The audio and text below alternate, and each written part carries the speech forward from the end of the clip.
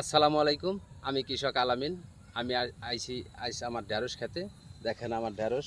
আমি বর্ষার সিজনে ঢেঁড়স লাগাইছি।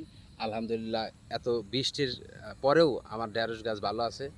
তা আপনারা দোয়া করবেন যেন আমার ঢেঁড়স গাছটা আরও ভালো থাকে। তা আমার ঢেঁড়স গাছে এখন দেখেন মানে ফল চলে আসছে। দেখেন দুই একটা গাছে ফুল আসছে।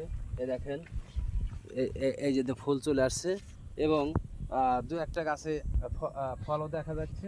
ঠিক আছে, তা আপনারা আমার এই ঢেঁড়স গাছ এই বৃষ্টির ভিতরেও যে এত সুন্দর হয়েছে, আলহামদুলিল্লাহ আমি খুবই খুশি। তারপরেও আপনারা আরও দোয়া করবেন যেন আমি সবজি চাষ করতে আরও ভালো ফসল ফলাইতে পারি। ঠিক আছে, আপনারা আমার জন্য দোয়া করবেন আর আমার ভিডিওতে আপনারা ফলো দিবেন এবং লাইক কমেন্ট করবেন। আসসালামু আলাইকুম।